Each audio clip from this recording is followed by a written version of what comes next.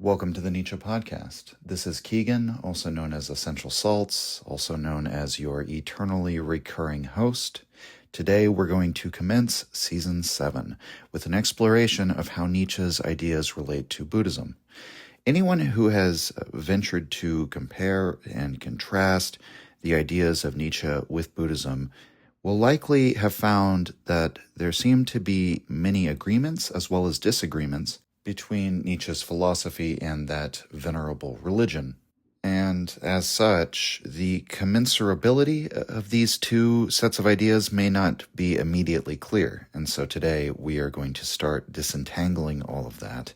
It's an idea for an episode that I've had in the back of my mind for a while. We're going to focus on the points of agreement in this first episode, the places where Nietzsche has admiration for Buddhist doctrine.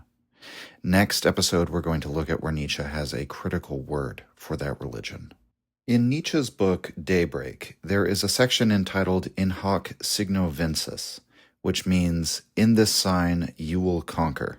I'm sure my Latin pronunciation was terrible, but I'm sure all the Latin speakers know the phrase to which I refer.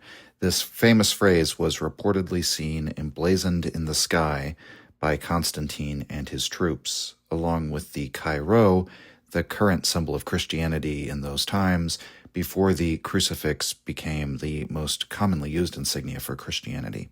And so his men, they paint the symbol on their shields and they win the battle. And of course, as we know from history, Constantine goes on to play a key role in Christianizing the Roman Empire.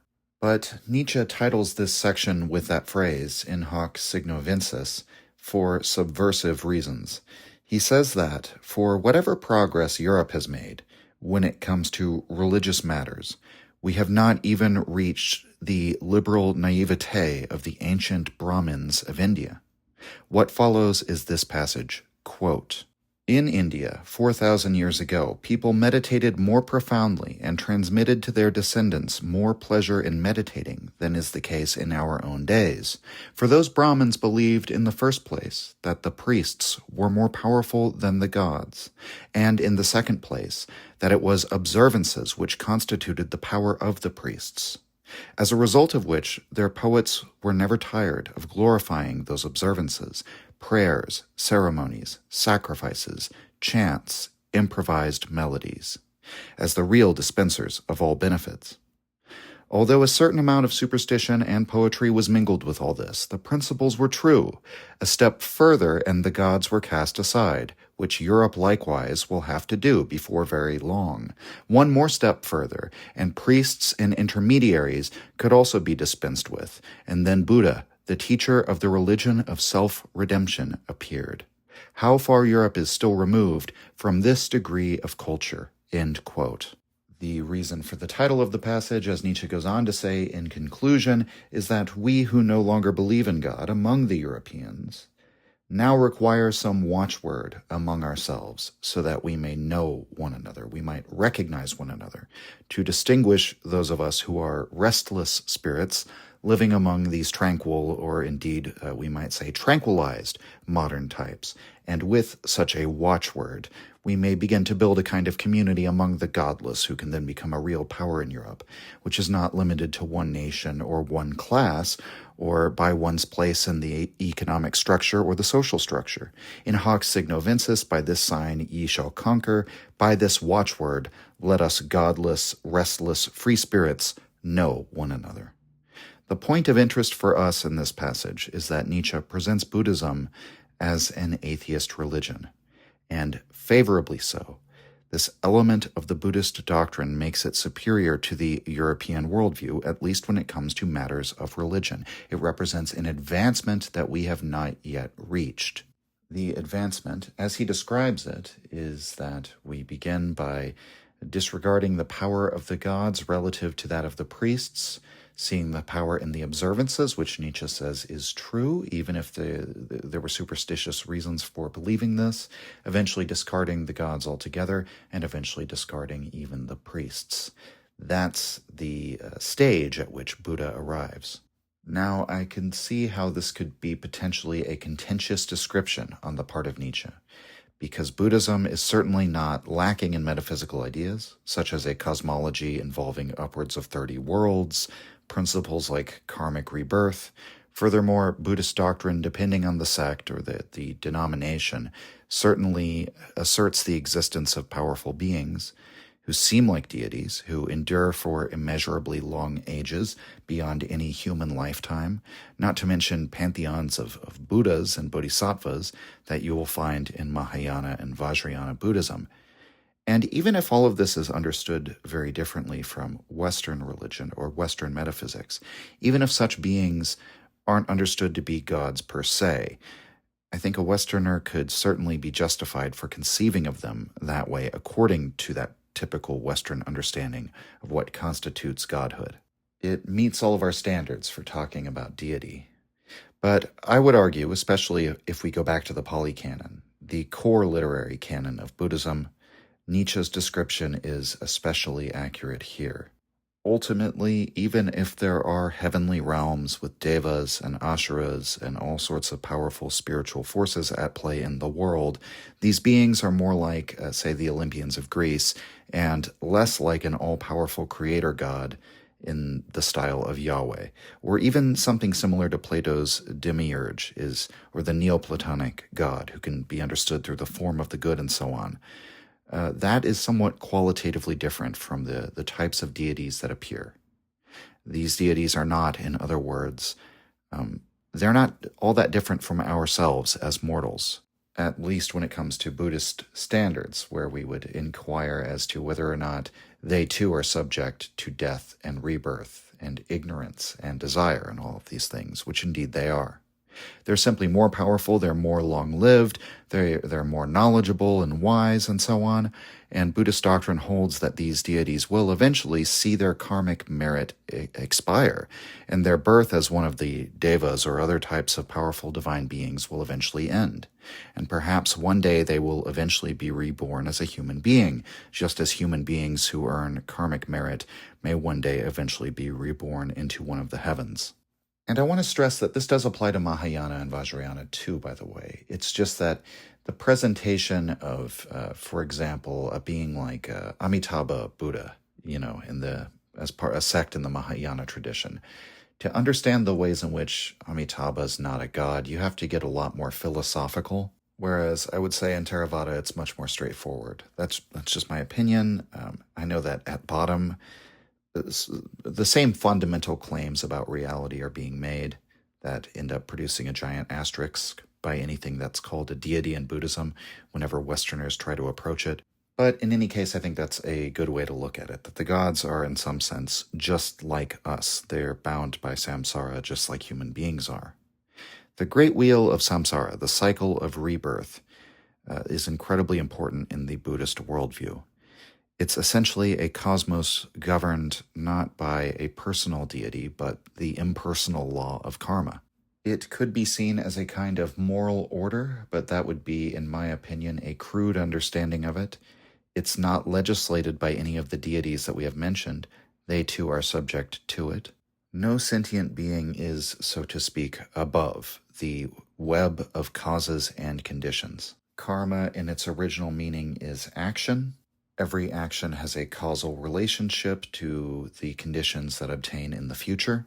And so we might say that the law of karma, in some sense, is just the principle that your actions have consequences. But to put it crudely, yet again, just for the purposes of getting the point across, this is interpreted as a kind of metaphysical law that doesn't halt at your physical death. And so your actions now are the cause of future consequences, even in future births, future lifetimes, and the conditions that occur, the consequences that befall you now are themselves caused by actions that were taken in past births.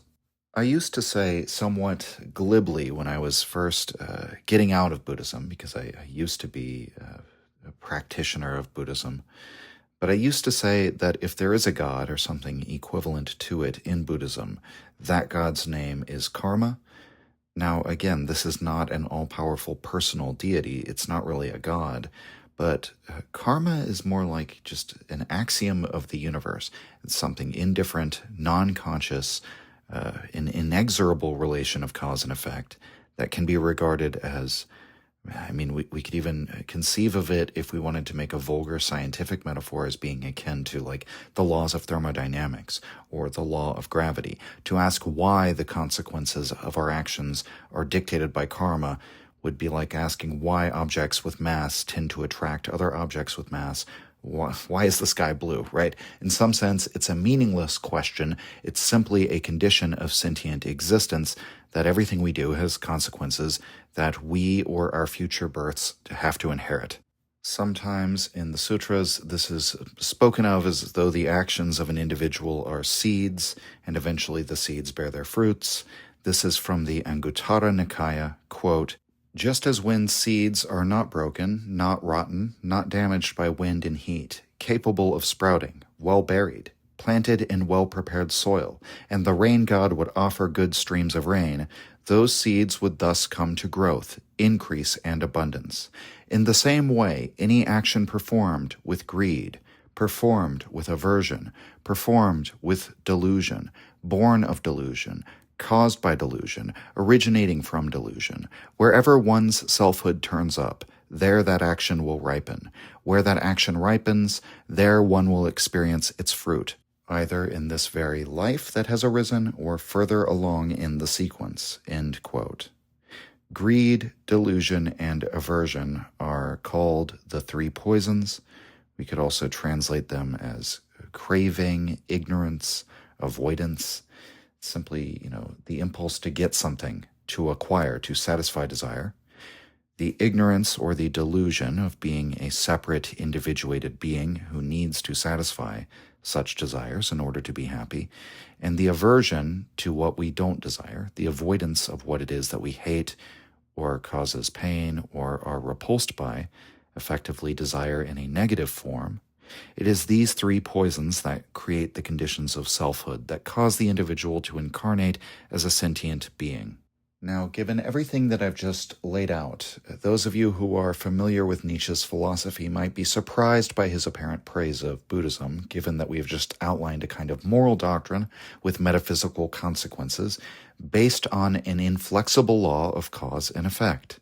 And as mentioned, we will eventually discuss the variances between Nietzschean philosophy and Buddhism on these different accounts.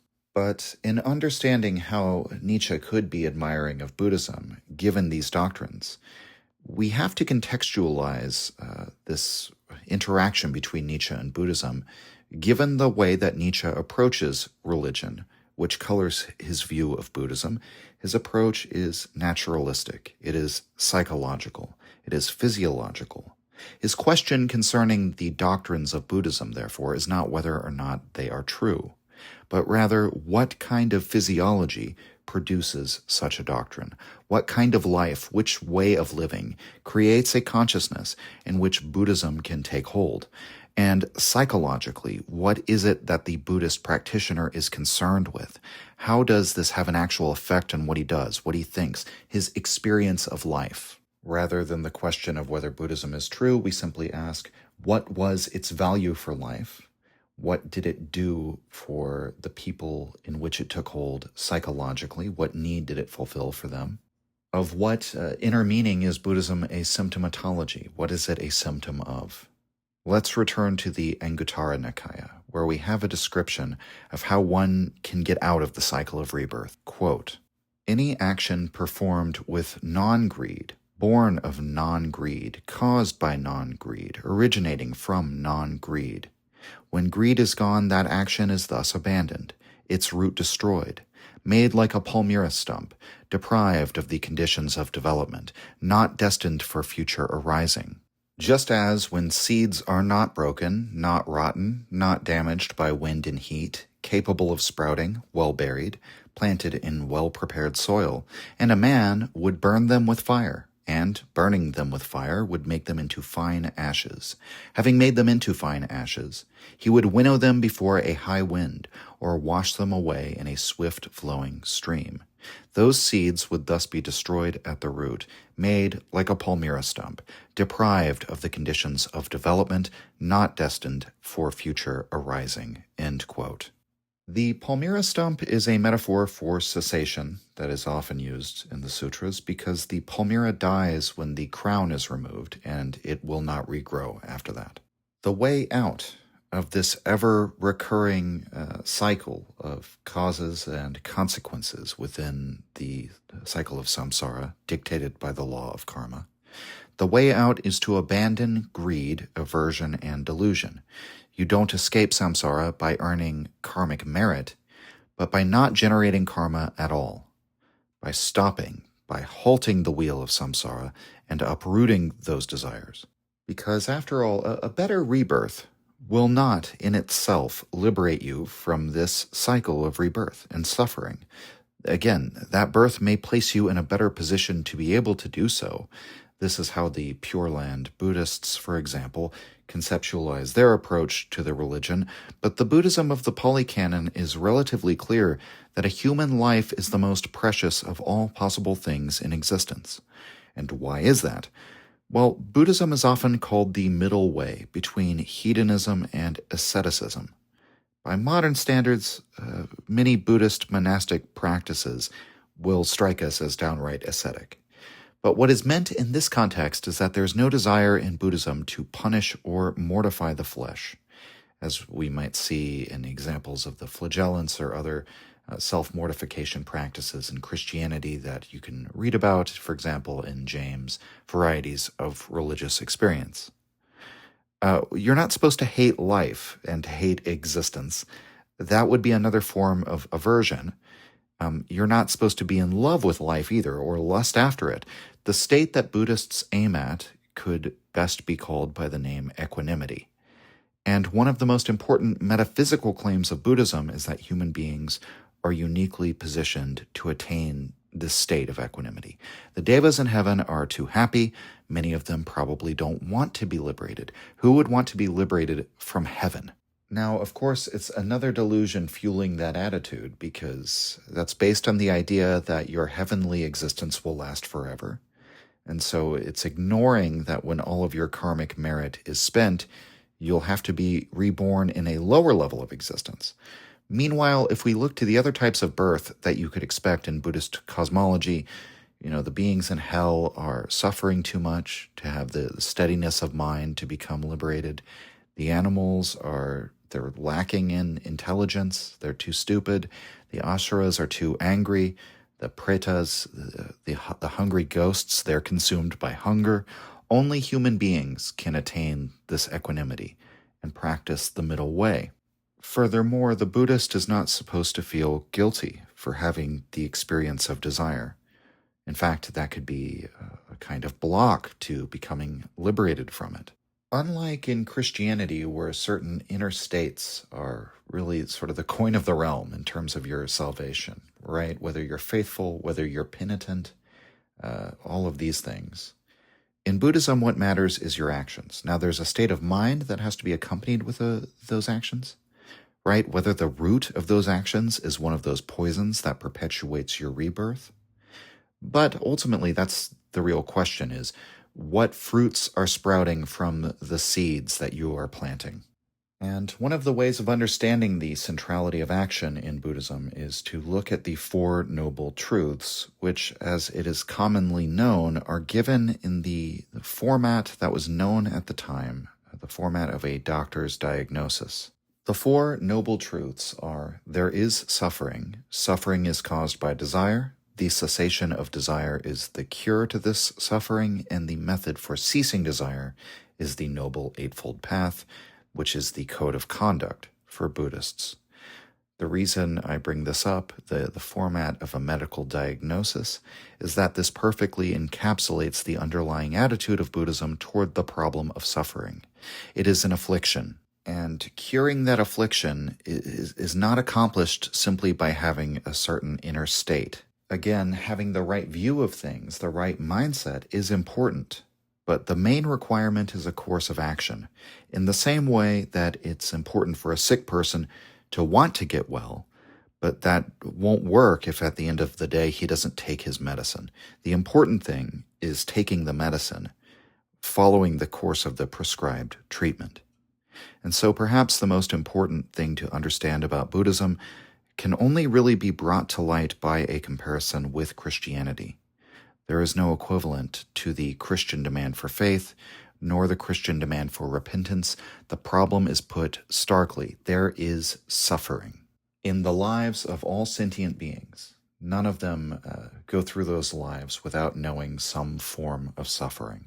And throughout the wheel of rebirth, we move constantly through various positions, various stations on the wheel of existence, but the suffering never really comes to an end. It never completely and fully ceases. There is no way out of suffering via the wheel itself. And one cannot escape the wheel by having faith in a savior. In fact, your faith is not really taken in Buddhism to be worth all that much. And here I'm thinking of a story in the Dhammapada, of the story of Sariputra, speaking with the Buddha. And the Buddha asks him, quote, "Sariputra, do you believe that the quality of faith, when it has been developed and enlarged, is connected with the deathless and terminates in the deathless?" End quote. And the deathless here means nirvana, or nibbana in the Pali pronunciation. Nirvana means cessation, extinguishment. It's been translated all sorts of ways. But this is what the Buddhist practitioner seeks, not an eternal heaven, but a state of non-return, a cessation of the cycle of rebirth. It's not the same thing as a nihilistic nothingness. Buddhists have often had to emphasize that point when introducing these ideas to a Western audience that will tend to view this nihilistically. But I would say it's equally important to note that there's no sense of an individuated being that passing into nirvana or something like this. In some sense, what nirvana is impossible to describe with words. But the fact that the deathless is not described as a nihilistic nothingness, it's not death, right? It's the deathless. It's also the birthless. We shouldn't see it as a nothingness, nor should we see it as these words as an excuse to smuggle in some notion of the soul or the experiencing subject carrying over into nirvana. To some extent, those are the precise things that you are being liberated from, the ego, the sense of being this autonomous individual existence, and your attachment to that existence. So the Buddha asks, does faith lead to the deathless, to nirvana? Sariputra's answer, quote, "Venerable, I do not go by faith in the Buddha in this matter, that the quality of faith, when it has been developed and enlarged, is connected with the deathless and terminates in the deathless. But of course, Venerable, those who have not known the deathless, or seen, or perceived, or realized, or grasped the deathless by the power of reason, such persons must of necessity go by the faith of others in this matter, namely, that the faculty of faith, when it has been developed and enlarged, is connected with the deathless and terminates in the deathless." End quote. So the point here is faith itself does not lead you to nirvana. Do I have to take your claims on faith if I have not experienced nirvana? Yes, and in that sense it may aid me in taking the right course of action, but ultimately faith doesn't do any of the works. And when Sariputra says this, the Buddha's students who are all around them listening to this exchange begin to criticize Sariputra. Some of them say, quote, "Venerable Sariputra has never really given up false views. Even today he refused to believe even the supremely enlightened one." End quote. Now, at this point in the story, I want you to think of the Christian tale of Doubting Thomas, the disciple of Jesus who did not believe that Jesus had been resurrected. That is, until he touched the wounds. Now, once Thomas touches the wounds, he declares that Jesus is his Lord and his God. But Jesus' response would become emblematic of the Christian mindset as regards the importance of faith. He says, and this is in John 20:29, quote, "Thomas, because you have seen me, you have believed. Blessed are those who have not seen and yet have believed." End quote. So, in other words, of course you believe after seeing, but it would be even better if you believed without seeing. Jesus takes the opportunity to bless all those who believe without seeing, who are willing to take it on faith, not test the Lord their God by demanding evidence. Let's return then to this story with Sariputra, where the Buddha's disciples seem to take a similar attitude. He should just believe what the Buddha says, as the Buddha is the supremely enlightened one. But the Buddha does not go along with this. Instead, he praises the fact that Sariputra wishes to know for himself. Quote, "As a matter of fact, Sariputra walks not by the faith of others, for the reason that he has, in and by himself, attained states of mind to which the paths and the fruits lead by the power of spiritual insight induced by jhana. Therefore, he is not open to censure." End quote. Jhana is sometimes translated as ecstatic meditation or something like this. I think the term ecstasy is inappropriate for translating this term because of the Western religious baggage attached to it. We might say jhana is like a taste of the cessation that you might eventually reach once you are fully detached from worldly cravings of any kind. Now, of course, there are many different kinds of jhana, different levels of jhana. We won't get into all of that here. Many of the sects describe different kinds of it and different approaches to it. In fact, the word jhana in China becomes translated as chan, and that becomes translated in Japan as Zen. So the Zen school is the jhana school. It's the meditation school, essentially. The important thing here is that Sariputra is doing the practice for himself. He's working out his own salvation, and that was reportedly the final word of the Buddha, quote, "Work out your own salvation with diligence," end quote.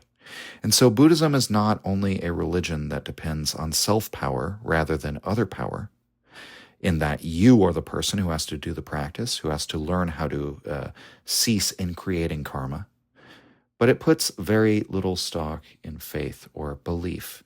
Maybe, as Sariputra says, if you have no experience with the practice, you will have to take it on faith that Buddha is at least onto something in order to try the practice at all. But faith isn't the salvific element. So how would Nietzsche understand all of this? What would he see as the major contrasts between Buddhism and Christianity? I mean, I've mentioned a few, but Nietzsche has his own unique insight on this. Now, it's important as a caveat, before we get deeper into this topic, to note that Nietzsche's understanding of Buddhism likely comes mostly through Schopenhauer. Arthur Schopenhauer referred to himself as a Buddhaist, hyphenated. He was one of the first Western philosophers to take the religions of the East seriously and incorporate them into his philosophical perspective. He was not only influenced by Buddhism, but also by various strands of Hinduism.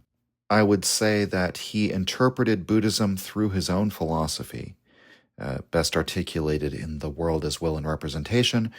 He interpreted Buddhism as perhaps the best example of a religious worldview that got to the heart of the real metaphysical truth of human existence. Another way to explain this would be that, it might be more accurate to say that the philosophy expressed in The World as Will and Representation was a secularized and westernized and philosophical version of the ideas of Buddhism, again, as Schopenhauer understood them. We've discussed Schopenhauer many times on the podcast. I recommend you go and listen to the episodes on World as Will and Representation if you want to learn more about this. But for Schopenhauer, life is decidedly negative. I'm not going to go into Schopenhauer's epistemology here, how he poses the argument, but he more or less presents the same story of existence as presented by the Buddhists, insofar as his conception of will as the essence of all phenomena offers us a vision of reality in which there's no rest or satiety, only a blind, ever-striving will that takes various different forms. And for our purposes here, we can understand the will's essential characteristic as analogous to the Buddhist notion of desire or craving. Now, in context of Schopenhauer's philosophy, it's more complicated than that. The will is monistic, so in a very real sense, it is one thing, undivided, undifferentiated. All of the differentiations we make are within our representations of the world. So the intellect, the consciousness, reifies the will and its gradations into apparently separate, existent things, when in truth there is only one thing. Now, this poses a complication because, as we all know, the Buddhists break with the Brahmanic conception that there is an Atman, a self, a divine self, which we could perhaps speak of in Western terms, such as the Godhead, a kind of transpersonal self, a kind of substance, or underlying identity of all things. One of the most important Buddhist doctrines is the doctrine of no self, the idea that no phenomenon has a true quote-unquote identity, a true core without which the thing would not be itself. Every phenomenon that arises in this world is dependent on other phenomena for its arising. It's a part of this vast web of causes and conditions, as we've said, within which no thing has its own existence that can be rigorously conceived outside of those causes and conditions. And so if we penetrate into the core of any given object or even a human subject, what we find is that at bottom it's empty. And so the Buddhist way of viewing all phenomena, the three characteristics of all phenomena that we experience are that they are empty, so no self, no identity, no core. They are unsatisfactory, so they don't ultimately put a stop to desire. Desire keeps going. There's always a tinge of suffering involved. And they are impermanent, meaning they're not eternal. Everything that is born is subject to death. These are the three marks of existence. If we look instead to Advaita Vedanta, or other Hindu strands of thought, there's a sense in which they agree that the objects of perception, the phenomenal world, all of these things are in some sense illusory, but that's because they actually partake of this monistic underlying substance, this Atman, this transpersonal self. Buddhism denies even this. All of these phenomena are empty, and ultimately the world itself is groundless. We can never ultimately have recourse to any of these metaphysical concepts of substance or ideas that can ground the world in being. Now, depending on how we interpret Schopenhauer, we could perhaps produce a reading that is commensurate with the three characteristics, the three marks of existence, insofar as we could analogize the will not to Atman, but perhaps something like samsara itself. In other words, if we produce a de-essentialized Schopenhauer, a non-monistic Schopenhauer, and see willing as more of a process, then we come closer to something like Buddhist doctrine. And he would certainly agree that within the world we experience, which is a world we represent to ourselves with the intellect, every phenomenon is indeed unsatisfactory and impermanent.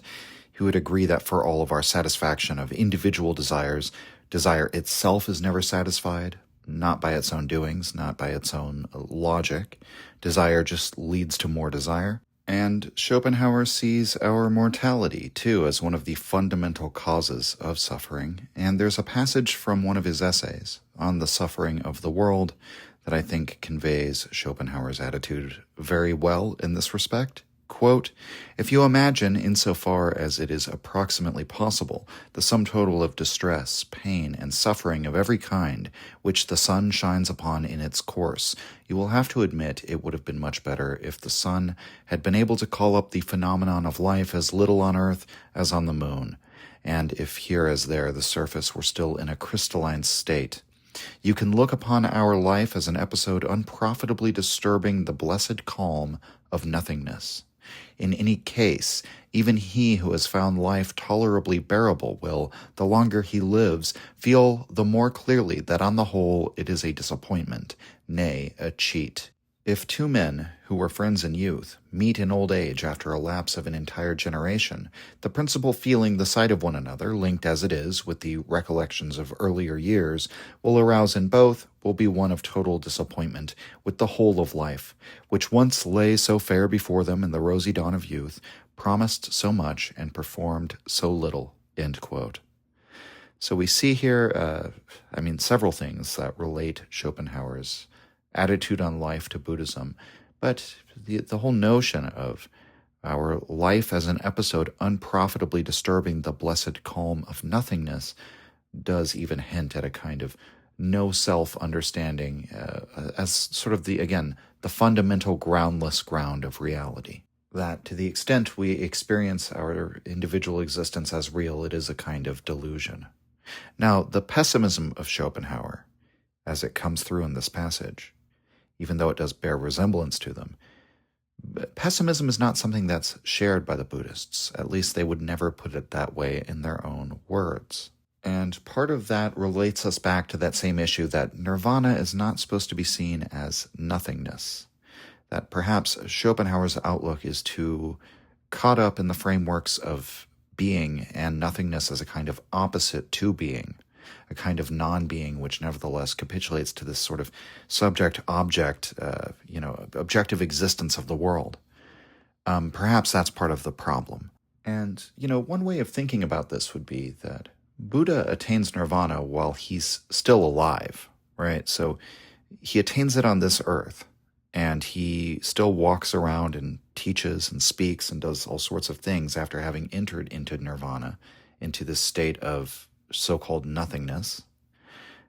He enters parinirvana, his final nirvana, at his death. But so you could be in this state and still be active. And again, what this state constitutes, we can't say as those who have not experienced it. Which means we have to leave aside the issue of how to describe nirvana. We can't try to get at it philosophically. All we can really do is note the metaphors that are often used. And again, it's not really important that we have a clear-cut idea of what nirvana means, because at least to the Buddhists, what's important is undertaking the practice, not having an intellectual understanding of it. It's not supposed to be a philosophical issue. And Schopenhauer had the following to say about this, which I think will be elucidating once again. This is from near the end of World as Will and Representation. Quote, "We have to banish that dark impression of nothingness, which as the final goal hovers behind all virtue and holiness, and which we fear as children fear darkness. We must not even evade it, as the Indians do, by myths and meaningless words, such as reabsorption in Brahman or the nirvana of the Buddhists. On the contrary, we freely acknowledge that what remains after the complete abolition of the will is, for all who are still full of the will, assuredly nothing. But also conversely, to those in whom the will has turned and denied itself, this very real world of ours, with all its suns and galaxies, is nothing." End quote. So we see here that whether we're talking about nirvana or reabsorption in Brahman, it's all the same for Schopenhauer. He ultimately views it as a entering into nothingness. While Schopenhauer did not believe in the supernatural or superstitious claims of the various religions, he did believe that there was a metaphysical need within mankind, and that religion was the best attempt at satisfying this need, suited to the common person. There is an underlying truth to religion. And Schopenhauer sees that truth as the need to negate the will. The total negation of the will is eo ipso the negation of existence. And because Schopenhauer sees existence as characterized by suffering, this is the important and valuable role of religion. It at least intimates to mankind that he needs to negate his will. It may be dressed up in various stories and characters and claims about miracles and heavens, but the core truth is the ascetic ideal, as Nietzsche would later call it, the denial of all desire. Self-denial is what religion teaches us, or at least ought to teach us. While the intellect provides us with the ability to recognize and understand our situation as forever striving and suffering beings, the intellect is also a source of error. It can be used for rationalization. It can lead us astray when we lose sight of the valuable teaching of the religion and worship its particular creeds instead. This is all to say that the Buddhist teaching about nirvana obviously differs from Schopenhauer's, insofar as he sees nirvana as merely an intimation of the final goal of all virtue and all spirituality, which for Schopenhauer is nothingness. Whereas the Buddhist teaching about this cessation is far more ambiguous, insofar as the claim is made that you can't understand it intellectually and it doesn't consist just of a purely nihilistic void. It's certainly not an eternal existence either. That's something that's also denied by the Buddha, and repeatedly so. It's certainly not quote-unquote happiness in the earthly sense of that word. So it's not a blissful rapture into a communion with God. But calling it nothingness is not quite appropriate because it is beyond all such categories of being and non-being. Happiness or unhappiness, eternality or finitude. These are all false dichotomies that only make sense within this phenomenal samsaric existence. And so perhaps Schopenhauer's approach is a bit too intellectual and, again, as we've said, a bit too bound up with the philosophical baggage of the Western tradition. Nietzsche said when he was a young man that it was Schopenhauer's atheism that drew him to Schopenhauer's philosophy.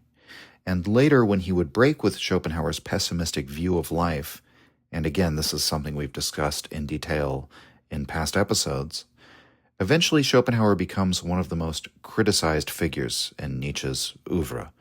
But I think the influence of Schopenhauer on Nietzsche and the fascination that his philosophy held for the early Nietzsche has to do primarily with the fact that Schopenhauer explains the world without a God. He provides a kind of theodicy, an explanation of human suffering, an account of the human condition that reaches up into the metaphysical heavens and touches on the most base and vicious aspects of human experience. And beyond this, he doesn't just explain the world without a God. He explains the existence of religions and of human spirituality and even pursuits such as philosophy without a God or without relying on the supernatural. Schopenhauer's philosophy is still metaphysical and ultimately sees value in religion, but it is accounted for without either affirming the truth of their religion literally or dismissing it as a childish error.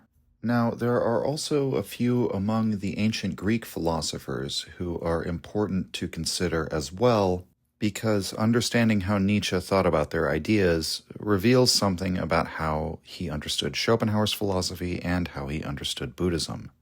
The two I'd like to discuss here are Anaximander and Epicurus. Anaximander is the philosopher of the apeiron, or the indefinite. He argues that all being originally is indefinite, undifferentiated, and that we could therefore not even properly call it being because it's neither being nor non-being, and that when phenomena and living beings and objects and so on come into being, they steal that differentiated, definite existence from the indefinite, from the apeiron. Quote, "Whence things originated, thither, according to necessity, they must return and perish, for they must pay penalty and be judged for their injustices according to the order of time." End quote. At a glance, the apeiron does bear resemblances to the Buddhist doctrine insofar as, again, it's sort of this, we could understand it through the Buddhist doctrine of shunyata, of emptiness, of neither being nor non-being. But Nietzsche's comments regarding Anaximander's doctrine are very interesting. Quote, "He who in the physiognomy of our universal human lot reads this doctrine and already recognizes the fundamental bad quality of every human life, and the fact that none can stand a very close and careful contemplation. He who, like Schopenhauer on the heights of Indian breezes, has heard the sacred word about the moral value of existence, will be kept with difficulty from making an extremely anthropomorphic metaphor, and from generalizing that melancholy doctrine, at first only limited to human life, and applying it by transmission to the general character of all existence. It may not be very logical. It is, however, at any rate, very human, now with Anaximander to consider all becoming as a punishable emancipation from eternal being, as a wrong that is to be atoned for by destruction." End quote. In other words, Nietzsche recognizes that there is an anthropomorphism involved in extrapolating from the sorry human lot, the fundamentally bad quality of human life, into a general guilt of all existence. In some sense, we're taking a human institution, or legal institutions, or even just the notion of law and crime and punishment, and projecting it onto the entire universe.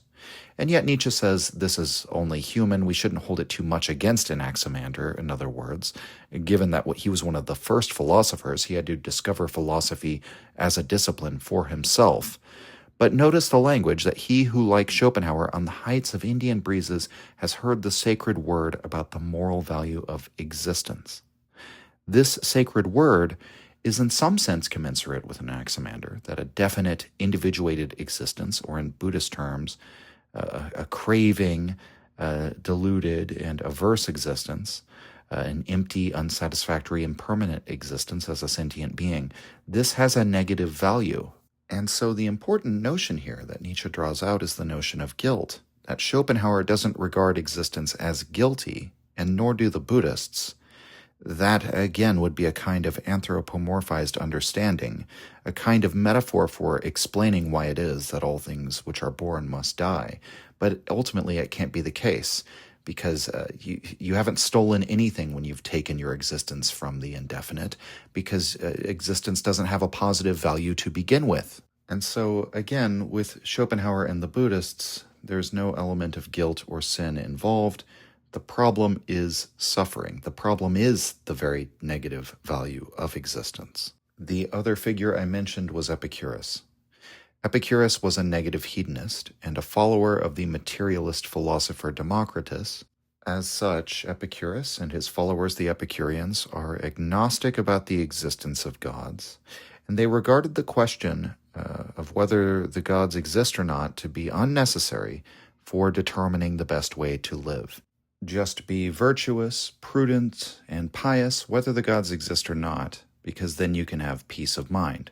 Quote, "For who do you believe is better than a man who has pious opinions about the gods, is always fearless about death, has reasoned out the natural goal of life, and understands that the limit of good things is easy to achieve completely and easy to provide, and that the limit of bad things either has a short duration or causes little trouble." End quote.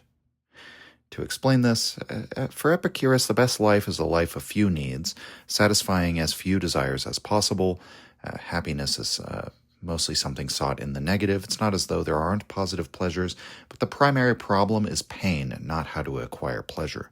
So you simply live with few needs in a small community of philosophical friends, seeking no vain ambitions, causing as little enmity as possible.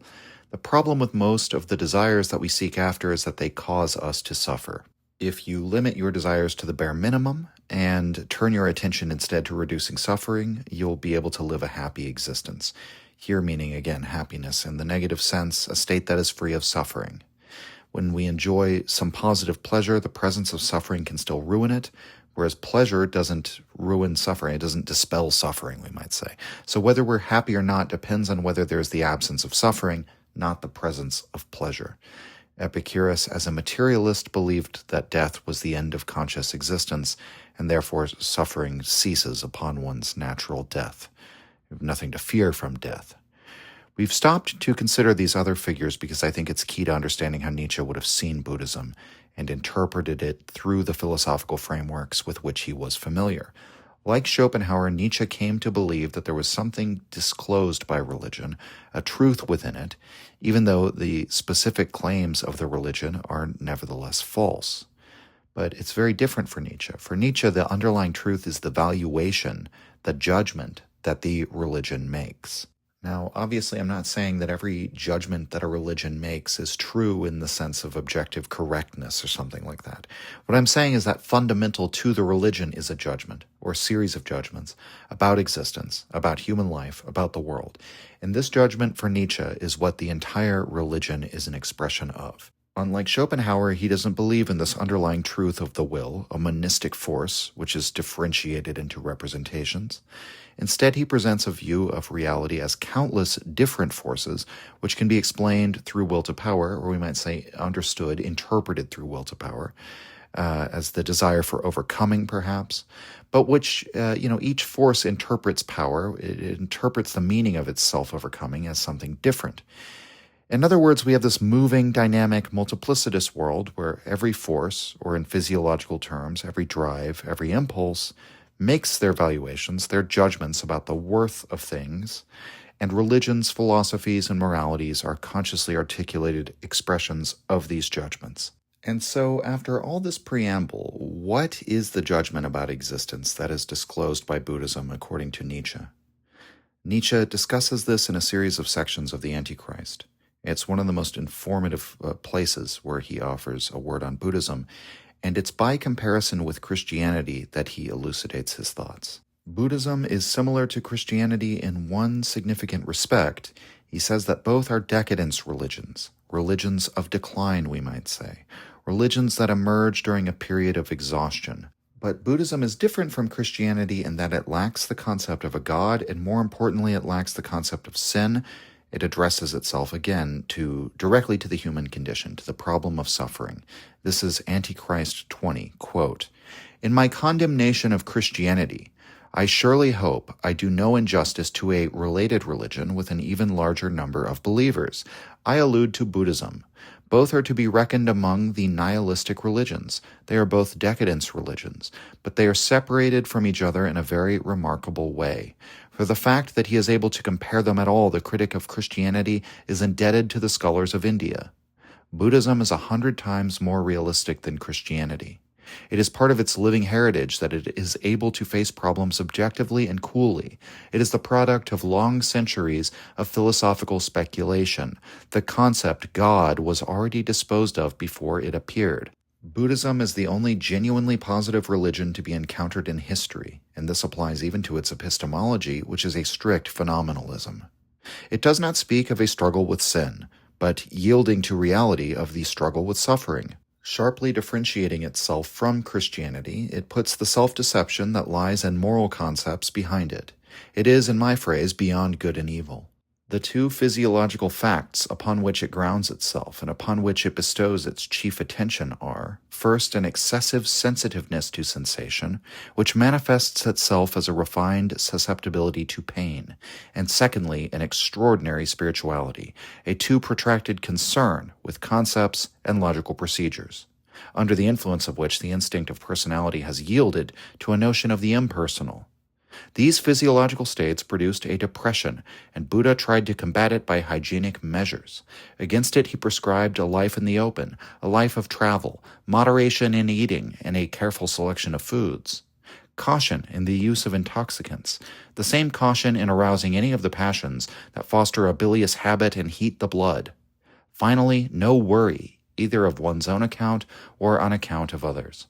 He encourages ideas that make for either quiet contentment or good cheer. He finds means to combat ideas of other sorts. He understands good, the state of goodness, as something which promotes health. Prayer is not included, and neither is asceticism. There is no categorical imperative nor any disciplines, even within the walls of a monastery. It is always possible to leave. These things would have been simply means of increasing the excessive sensitiveness above mentioned. For the same reason, he does not advocate any conflict with unbelievers. His teaching is antagonistic to nothing so much as to revenge, aversion, ressentiment. Enmity never brings an end to enmity, the moving refrain of all Buddhism. And in all this he was right, for it is precisely these passions which, in view of his main regimental purpose, are unhealthful. The mental fatigue that he observes, already plainly displayed in too much, quote, objectivity, that is, in the individual's loss of interest in himself, in loss of balance and of egoism, he combats by strong efforts to lead even the spiritual interests back to the ego. In Buddha's teaching, egoism is a duty. The one thing needful, the question, how can you be delivered from suffering, regulates and determines the whole spiritual diet. Perhaps one will here recall that Athenian who also declared war upon pure scientificality, to wit, Socrates, who also elevated egoism to the estate of a morality, end quote. So I'm sure that at the end of reading this, that many Buddhists will say Nietzsche went terribly wrong in saying that egoism is a duty in Buddha's teaching, that he leads us back to the ego. But what Nietzsche means here is that the concept of self-power, again, versus other power in Christianity, is central to Buddhism. That's really what he's talking about here. You are the one who delivers yourself from suffering. Buddha may teach you how to do it, but you have to do the work. Faith doesn't save you. And this comes with a sense of power. Remember, Nietzsche is not evaluating Buddhism in accord with whether its truth claims are actually true. He sees Buddhism as a human creation, like all other religions, or we might say all other legislations of value judgment. And he's interested, again, in exposing what those judgments are and evaluating their value for life, right? Making a valuation of the value judgments. And he also interprets Buddhism, therefore, in accord with his own ideas, for example, the will to power. So he's always going to ask, what is it that produces a feeling of power when one follows this judgment about life? He talks about this in The Gay Science, this idea that all of these moralities are ways of justifying one's life, a feeling as if one has their own sun that shines upon them. So what is the drive that authors this interpretation, this judgment? What does it want? Where does it come from? And what is it that motivates this judgment? What is the sense of power that we get from following it? And so notice he says, Buddhism is nihilistic. It is a decadent religion. But it is a worthy answer, in some sense, to the problems that face a declining civilization. We might say a civilization in its old age. We might say that Buddha correctly diagnoses the malaise or the problems, the symptoms. He notices from the symptoms what is the cause of the suffering of my culture in its current state. And he proposes a regimen of hygiene for addressing those symptoms. There are numerous passages, especially in Will to Power, where Nietzsche reiterates the same point he makes here, that Buddhism emerges in India after there had already been centuries of philosophical and religious debate. He speaks in this passage of the mind sort of being sharpened to face problems objectively and coolly after centuries of philosophical speculation. Well, if we see Will to Power 55, Nietzsche writes, quote, "A certain intellectual fatigue brought on by the long struggle concerning philosophical opinions, and carried to hopeless skepticism against philosophy, shows moreover that the level of these nihilists is by no means a low one. Only think of those conditions in which Buddha appeared," end quote. And that's in the context of Nietzsche talking about the sort of the development, the cultural development of nihilism. But so one of these conditions is the well-developed tendency for intellectualizing, which not only leads to a very refined capacity for conceptual thought, with which things can be considered objectively and coolly, but it also produces a kind of skepticism, right? A skepticism against philosophy. So every doctrine, every moral claim becomes questionable when we learn over a long course of debate, of intellectualizing, that you can question anything. And perhaps it's in the very fact that there has been a long history of intellectual debate about religious and philosophical ideas that reveals the old age of a culture. These kinds of pursuits are not definitive or characteristic of younger cultures. What happens is over time you become less interested in conquest and warfare and begin to focus on art and science and philosophy. The religion ceases to be unquestioned dogma and splinters into many debating sects. And in any case, the activity of philosophizing eventually produces skepticism, yes, and what follows a depression. Furthermore, Nietzsche says, and this is very important, that a kind of hypersensitivity arises. A refined sensitivity to pain is what is most dangerous about this development, or series of developments. Perhaps we can just look at this straightforwardly. The old age of a society that manages to preserve and defend itself for long generations, they will eventually begin to produce generations of offspring that don't know conflict, that have never known conflict. And here we mean conflict mounting to the level of physical violence, and who will therefore be more sensitive than those who have known these things. Ibn Khaldun talks about this. Peter Turchin talks about this. He talks about it more in terms of radicalization. Ibn Khaldun talks more about the enervating effects of luxury and all of these things.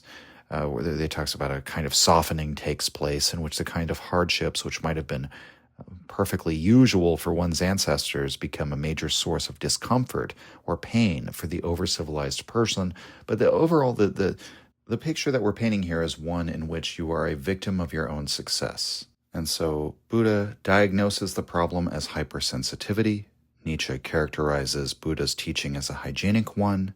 And by this we mean, the classical religious sense of hygienic practices, not just bathing and grooming, though these are certainly involved and regulated by monastic life, but there's an entire health regimen, one which is supposed to have a profound moral, and we might say spiritual effect on one's character.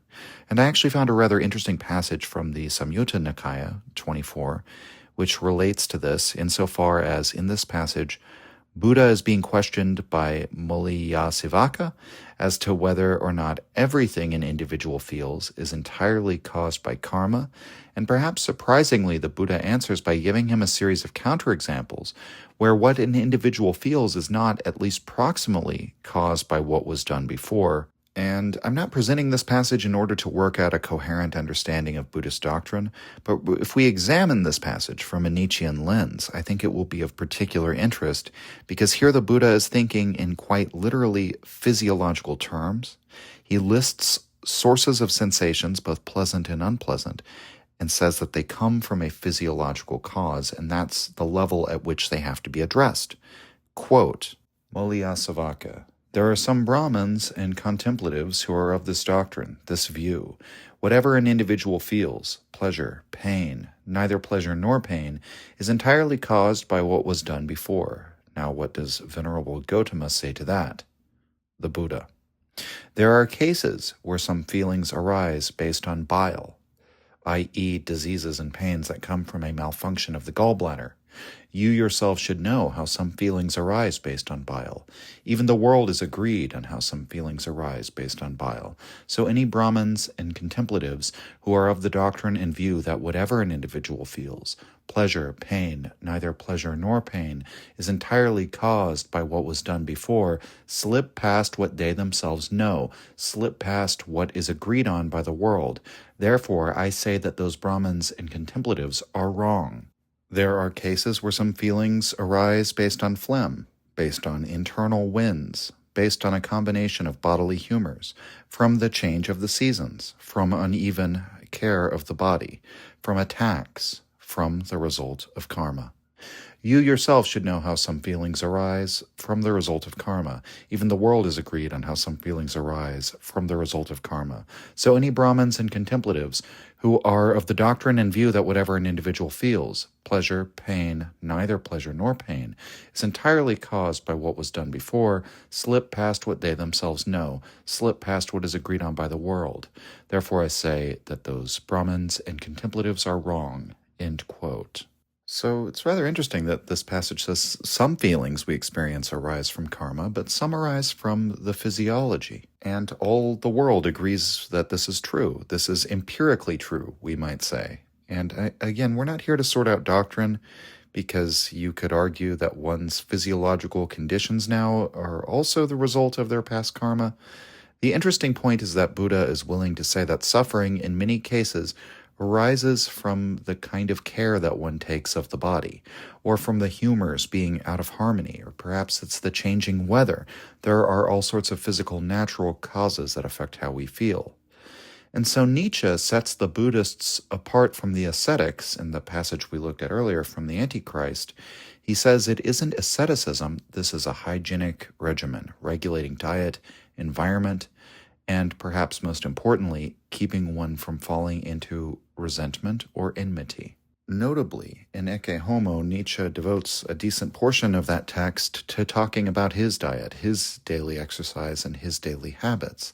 And he says these small things, these apparently insignificant things, are far more important for shaping who we are than any high-flying metaphysical theories, and that ultimately it's your usual and repeated experience of life that shapes who you are, shapes your worldview. And the most important thing for determining what that experience will be are your daily habits, and the practices and tendencies that affect, positively or negatively, your overall health. And he comments on Buddhism again there, echoing many of the same sentiments found in the Antichrist, but it's worth taking a look at. This is from Ecce Homo, Why I Am So Wise, Part 6. Quote, "To the sick man, resentment ought to be more strictly forbidden than anything else. It is his special danger. Unfortunately, however, it is also his most natural propensity. This was fully grasped by that profound physiologist, Buddha. His quote-unquote religion, which it would be better to call a system of hygiene, in order to avoid confounding it with a creed so wretched as Christianity, depended for its effect upon the triumph over resentment. To make the soul free therefrom was considered the first step toward recovery. Not through hostility is hostility put to flight. Through friendship does hostility end.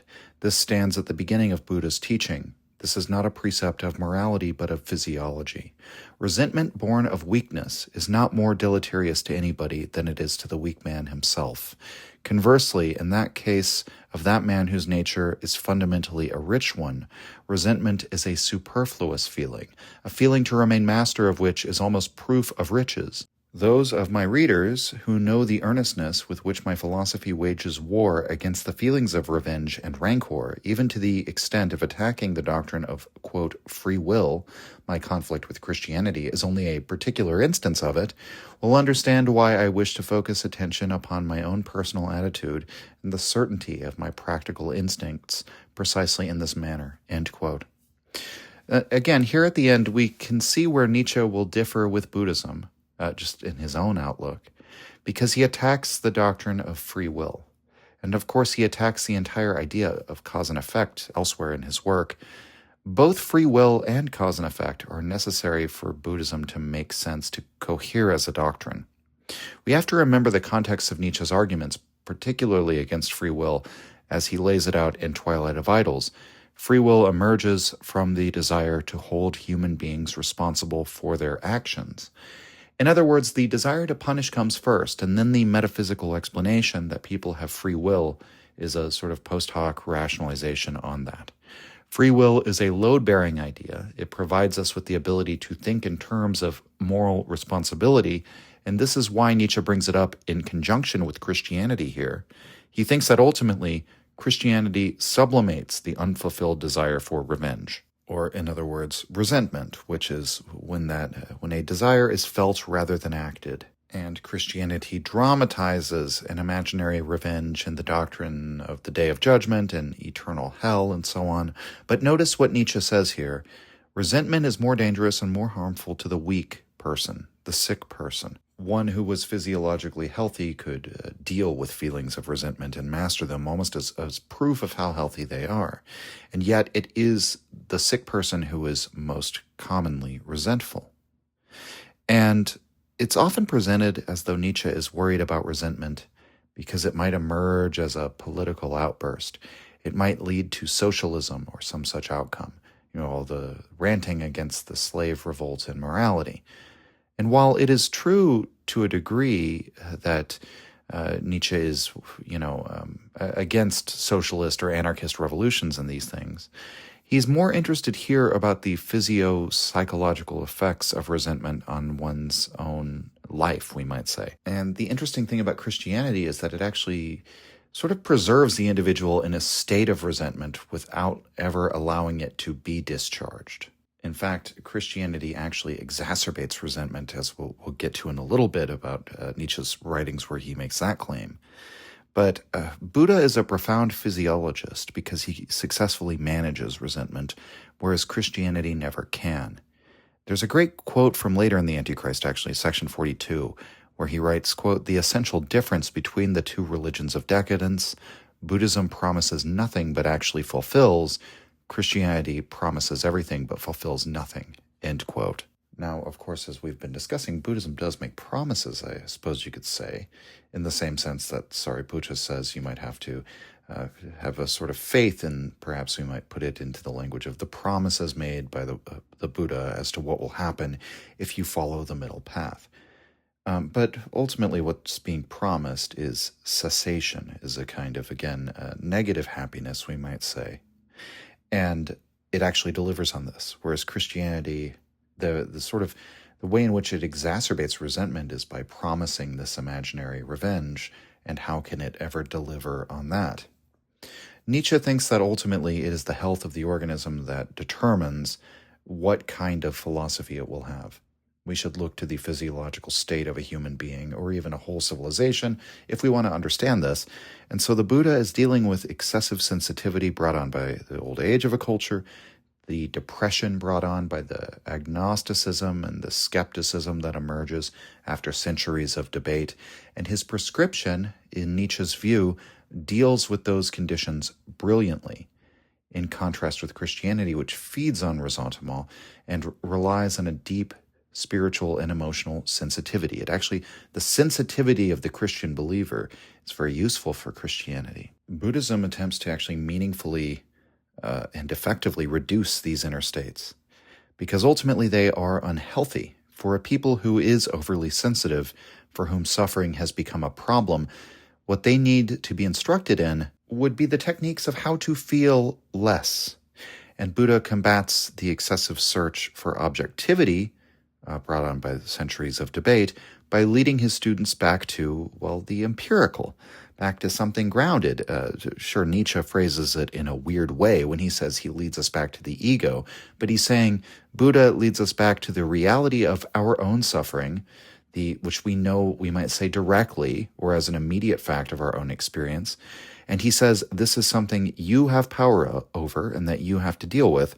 And it's something, the remedy for this is something you have to put into practice and know for yourself.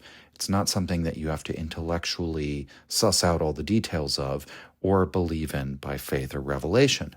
And so because of all this, Nietzsche calls Buddhism the only genuinely positive religion in existence. What does that mean? Well, for one, it's worth noting that in a passage in Will to Power, he also calls Buddhism an example of a negative religion. So he is probably using positive and negative in different contexts there. I think in that instance, he means that it's negative because it's a religion with a negative valuation of life.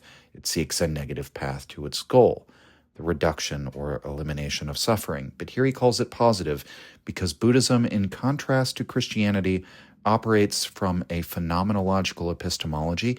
It doesn't have to invoke spirit or God to explain anything. The real world is quote-unquote real because, after all, suffering is a real problem.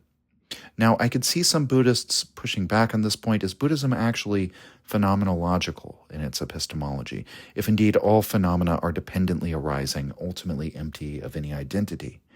One could argue, for example, that our matter-of-fact sensory experience of the world would be that things do have some sort of duration or identity. We could say we do have experiences of apparent satisfaction. Buddhism would say that's a delusion, but there you have it. That's the ordinary experience of life as a kind of delusion. It's only at a higher order level of reasoning that we can say that actually, while it appears that the thing does exist as an independent, separate phenomenon or thing, it's actually not.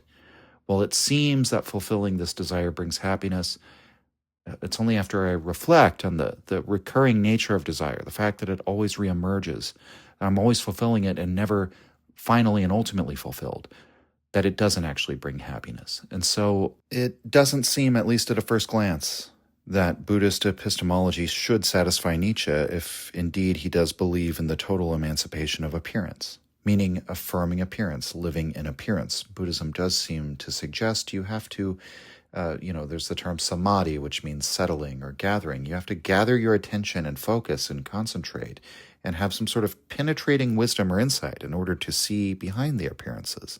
So why then would Nietzsche make such a claim?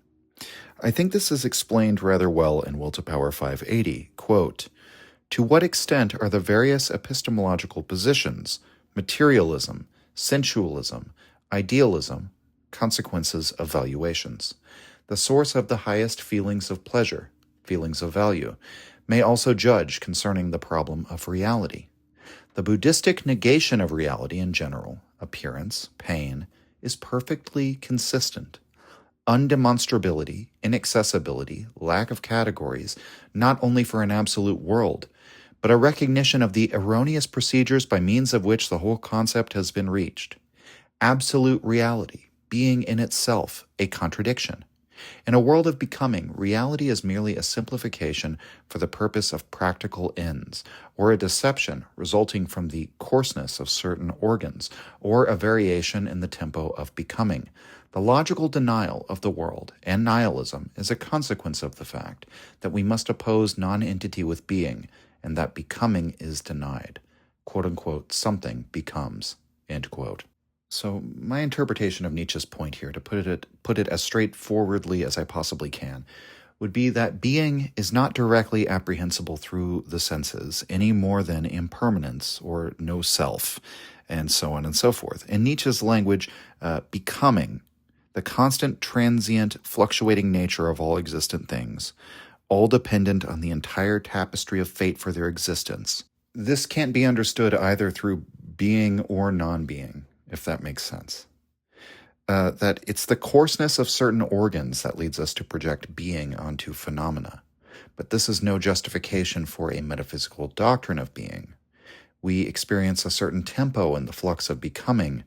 In other words, all things are fleeting, but the rate at which we live, the speed, the tempo at which we experience the world, dictates how fleeting or how permanent something will appear to us.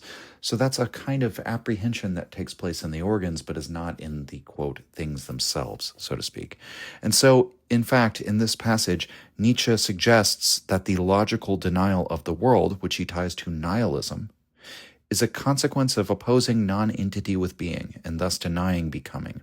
Becoming is an affirmation of the simultaneity of being and non-being, one might say. Or in a way, you could say it's the refutation of both of them. The opposition between being and non-being is in itself an oversimplification of the world. It's a distinction created in our language almost as a kind of grammatical necessity. If we are to believe somebody like Cassirer, who said that it's with language that the entire conflict between being and becoming arises. And so the Buddhist negation of quote-unquote reality, as Nietzsche says here, is perfectly consistent, because in the end, they affirm solely the phenomenon. They affirm that the sensation is happening, the suffering is happening. They deny that there is any being or essence underlying that appearance or underlying the suffering, because after all things are empty, no self. Buddhists will even say that the acquisition of sense organs is one of the consequences of karma. The five senses, as we call them, are typically referred to in Buddhist philosophy as 5 types of consciousness.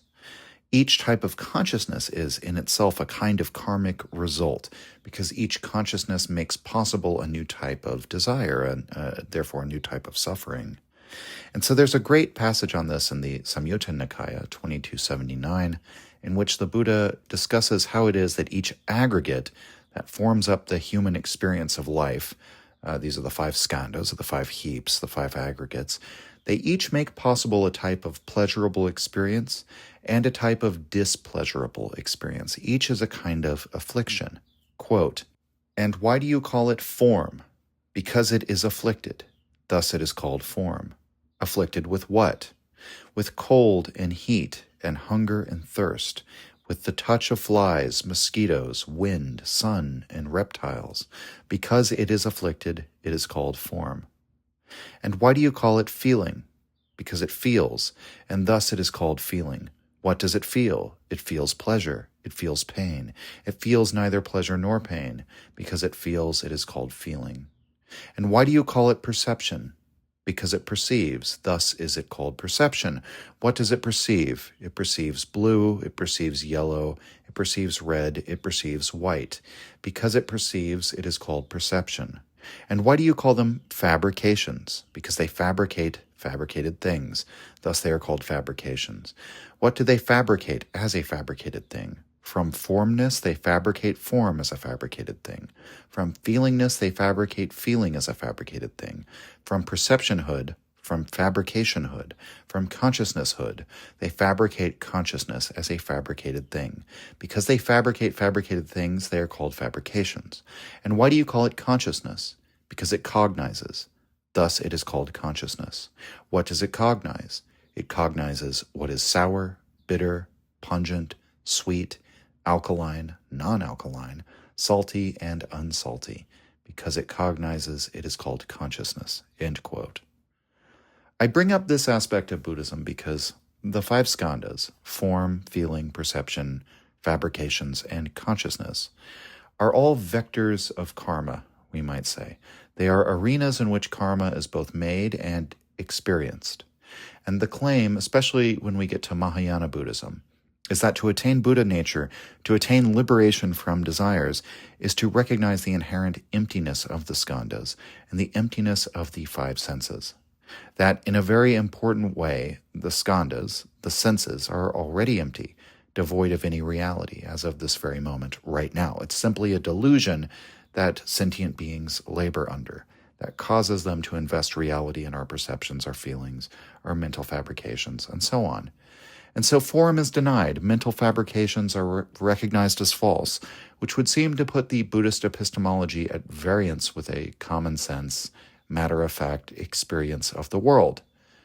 But in fact, the Buddhist argument would be that they completely affirm that the experience is happening. The point of contention is with the conclusions that are being drawn, which are not immediate certainties, but are in fact thoughts and conceptions by which you attempt to mediate, regulate those sensations of the world, often to deny that the world is the way it reveals itself to be, to deny its samsaric character, fleeing from acknowledging its inherent emptiness, which actually would seem to put the Buddhist perspective in remarkably similar terms to those that Nietzsche would affirm. When people invoke the underlying reality of something, they're actually layering something on top of the sensation. and saying, yeah, there's a sensation, sure, but this is really real. There's a substance or an object here. The fact that it is a sense experience, in some sense, is not enough. They want to say that there's some sort of objective nature to the sense experience that is nevertheless beyond the senses. But again, that's not a conception that comes out of the senses themselves. Scientific objectivism is not a matter-of-fact default position. It's a misapprehension of the fact that our organs and our perception pattern our experience of the world and present us with, for example, the sense of duration and therefore of being. But we never experience being. So it remains an intellectual construction, a fabrication. Most importantly of all, Buddhism regards the problems of existence from a non-moral standpoint, as Nietzsche says. In this way, Nietzsche even calls Buddhism beyond good and evil. A few passages later in Antichrist number 23, Nietzsche will emphasize this point again. Quote, Buddhism, I repeat, is 100 times more austere, more honest, more objective. It no longer has to justify its pains, its susceptibility to suffering, by interpreting these things in terms of sin. It simply says, as it simply thinks, I suffer. End quote. Not unlike Epicurus, the Buddha taught that the reason why we should act in a certain way, follow a certain code of conduct, is because of the consequences of said conduct, the karma that it creates. The whole point is liberation. There's no battle of good versus evil. There are only suffering beings, some of whom continue in their suffering, and some of whom are led to seek to be free from it. Nietzsche writes in Will to Power 155, quote, in the Buddhistic ideal, there is essentially an emancipation from good and evil. A very subtle suggestion of a beyond to all morality is thought out in its teaching, and this beyond is supposed to be compatible with perfection, the condition being that even good actions are only needed pro tem, merely as a means, that is to say, in order to be free from all action, end quote. Now, that's a sort of suggestion of the passivity of Buddhism, and why Nietzsche would also write that it constitutes a kind of passive nihilism. One doesn't become liberated from suffering by defeating the evil people who cause it, because ultimately, whether one suffers or not, is not up to that evil person. And the same could go to, eliminating all the causes of natural suffering and all of these things. Buddhism promises instead that after a certain degree of development, you will be able to detach yourself from your suffering, relinquishing your ownership of them, we might say. And Buddha himself was famously willing to teach incredibly evil people like Angulimala, an infamous bandit. Now, when Angulimala converted, many of the townsfolk would beat him and throw rocks at him. They were unwilling to forgive him for his past crimes. But Buddha told him, just keep it up. That's your past karma burning itself out. It's a good thing. The more hardship you endure now, the easier it will be in the future. Whether we believe these claims about karma and rebirth, whether we think they're true, again, is aside from the physiological reality out of which the religion emerges and whose conditions it addresses. Nietzsche conceives of Buddhism as a religion of self-redemption, as he says in the quotation we looked at the very beginning. And while it is the product of a nihilistic exhaustion, it's the appropriate response to that exhaustion. You don't want to be in a declining civilization who has questioned all its certainties to death and become terribly oversensitive. But if you do find yourself in that position, Buddhism, the Buddhistic self-redemption, is probably the best approach to life you could hope to find. Again, the comparison to Epicurus is useful because Nietzsche situates Epicurus within the later Hellenism, which follows Socrates, effectively what he understands to be the old age of the Greek culture, and similarly he describes Epicurus as someone who combated hypersensitivity. He says that his teaching must have come from someone who experienced a voluptuous kind of suffering. But again, that was the reality of the situation, right? So Buddhism is a realistic religion in that respect. It realistically deals with the actual situation at hand. There's yet another comparison between Buddhism and Christianity in one of the subsequent sections of the Antichrist, number 21, which will be helpful because it draws out the distinction between what Nietzsche sees as Christian interiority and the Buddhist physiological or hygienic training. Nietzsche also reiterates the point about Buddhism emerging from naturalistic causes. Quote, "The things necessary to Buddhism are a very mild climate, customs of great gentleness and liberality, and no militarism. Moreover, it must get its start among the higher and better educated classes. Cheerfulness, quiet, and the absence of desire are the chief desiderata, and they are attained. Buddhism is not a religion in which perfection is merely an object of aspiration. Perfection is actually normal. Under Christianity, the instincts of the subjugated and the oppressed come to the fore. It is only those who are at the bottom who seek their salvation in it.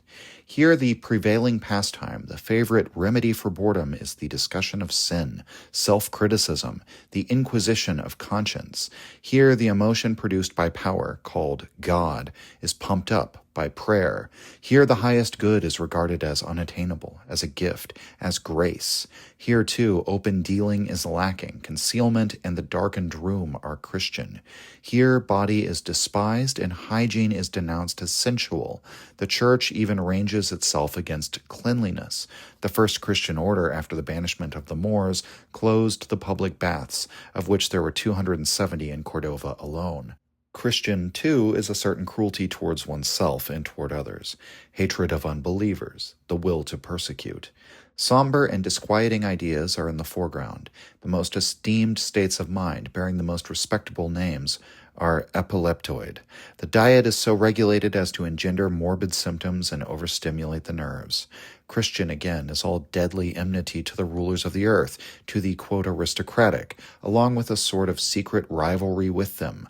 One resigns one's body to them. One wants only one's soul. And Christianity is all hatred of the intellect, of pride, of courage, of freedom, of intellectual libertinage. Christian is all hatred of the senses, of joy in the senses, of joy in general." End quote.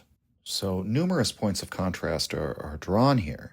The favorite pastimes of the Christians, discussions of sin and self-criticism and inquisition of conscience.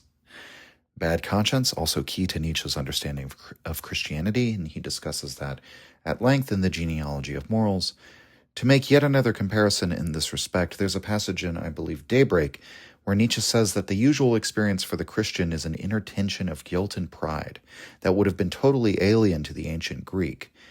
They didn't live in this interior world. They lived on the surface and celebrated the surface of things, the appearances. Appearance is reality.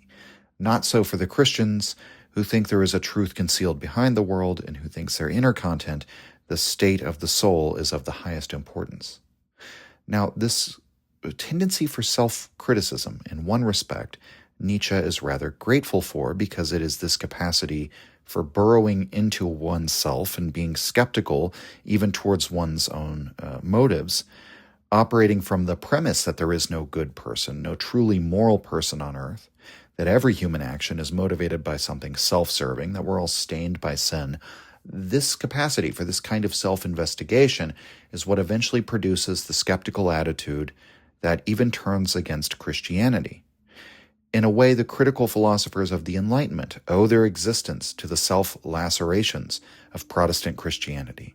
And funnily enough, as a brief aside, Hegel would actually agree with Nietzsche on this point, as we can see in his lectures on the philosophy of history, where he talks about the interiority and even talks about a kind of self-torture that is brought about through the Protestant Reformation, where people no longer entrust their souls to the institutions of the church. It becomes more of a personal relationship with God that you're responsible for interrogating. And interestingly enough, Nietzsche brings this up in his discussion of the ascetic ideal in Genealogy of Morals, Book 3, Section 27. And he actually mentions Buddhism there, quote, "Where the mind is at work seriously, powerfully, and without counterfeiting, it dispenses altogether with the ideal. The popular expression for this abstinence is atheism, with the exception of the will for truth. But this remnant of an ideal is, if you will believe me, that ideal itself in its severest and cleverest formulation, esoteric through and through, stripped of all outworks, and consequently not so much its remnant as its kernel. Unqualified honest atheism, and its air only do we breathe, we, the most intellectual men of this age, is not opposed to that ideal to the extent that it appears to be. It is rather one of the final phases of its evolution, one of its syllogisms and pieces of inherent logic. It is the awe-inspiring catastrophe of a 2,000-year training in truth, which finally forbids itself the lie of the belief in God. The same course of development in India, quite independently and consequently of some demonstrative value, the same ideal driving to the same conclusion, the decisive point reached 500 years before the European era, or more precisely at the time of Buddha. It started in the Sankhya philosophy, and this was popularized through Buddha and made into a religion." End quote. So the broader point in context there is Nietzsche's argument that the will to truth is not a refutation of the ideal that guided Christianity, the idea that all was worth sacrificing for the sake of truth, that the truth is the most dearly sought-after value in the history of European civilization, and unqualified honest atheism, as he puts it, is the final expression of that valuation. It's the kernel of it. It's the skepticism cultivated by Christianity, again turned against Christianity itself.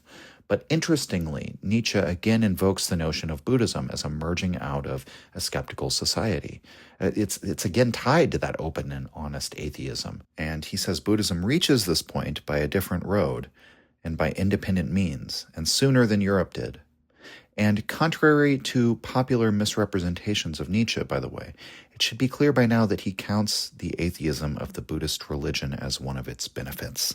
He doesn't think we should be nihilists, but reaching the honesty of atheism seems to be a prerequisite for a conscious revaluation of values, for a whole slew of reasons that we won't get into here.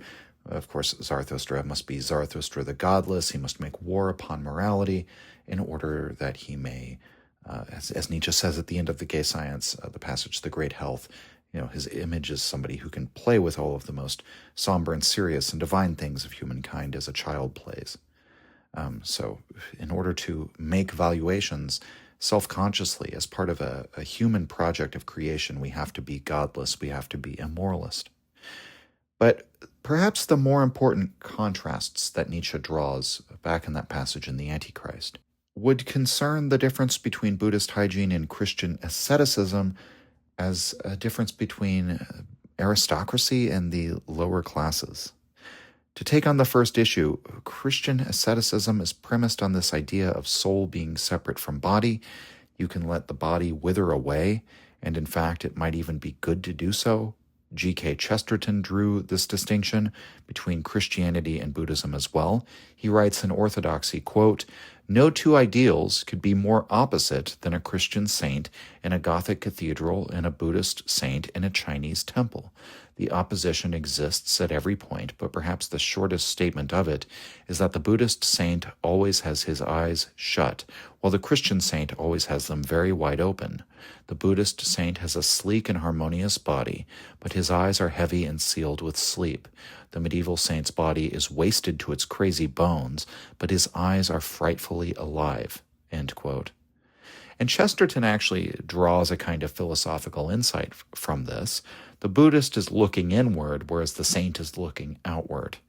And that might seem to contradict Nietzsche's claims about Christian interiority versus Buddhist hygiene, i.e. the attention to physiology. And of course, Nietzsche and Chesterton would disagree on many things. But I think the two authors are getting at the same insight insofar as Chesterton clearly sees how the Christian saints let their bodies waste away.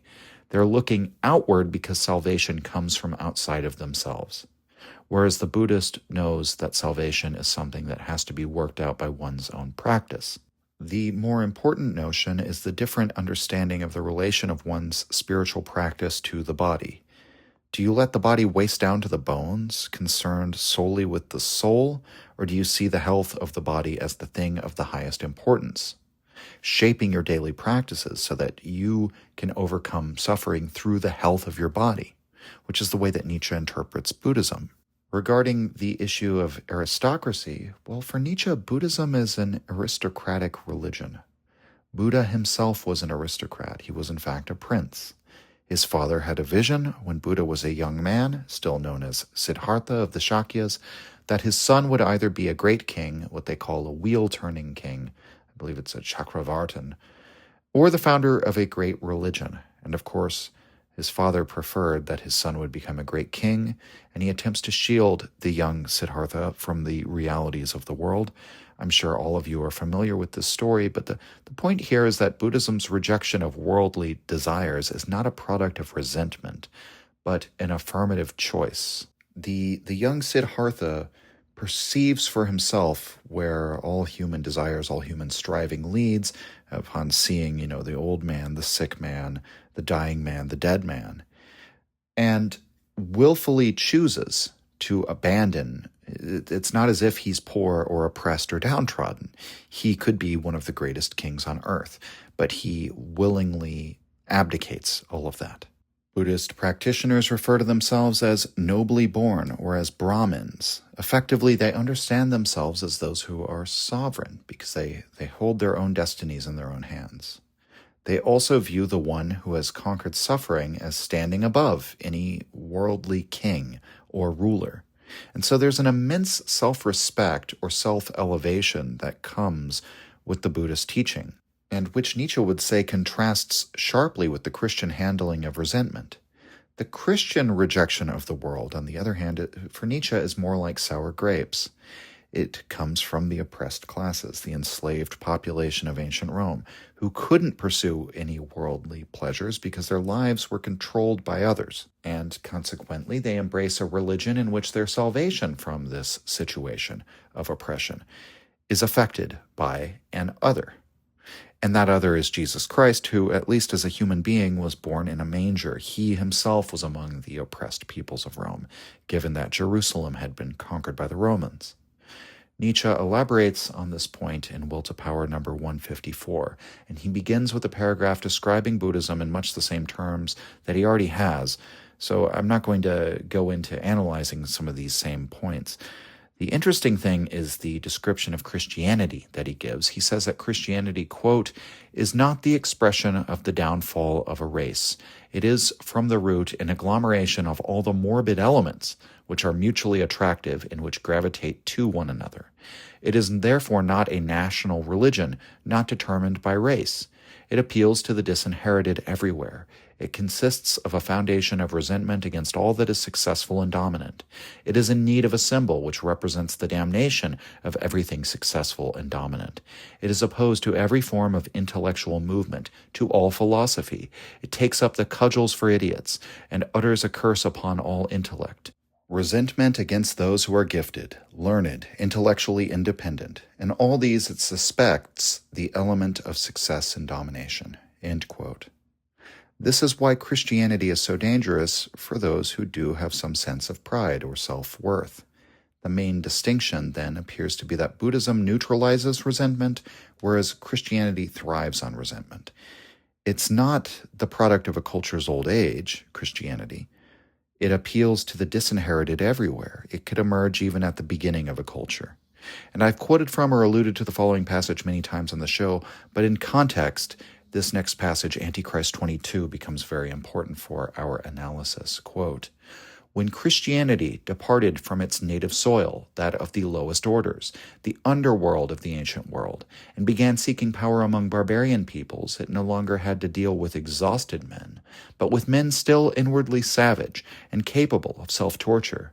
In brief, strong men, but bungled men.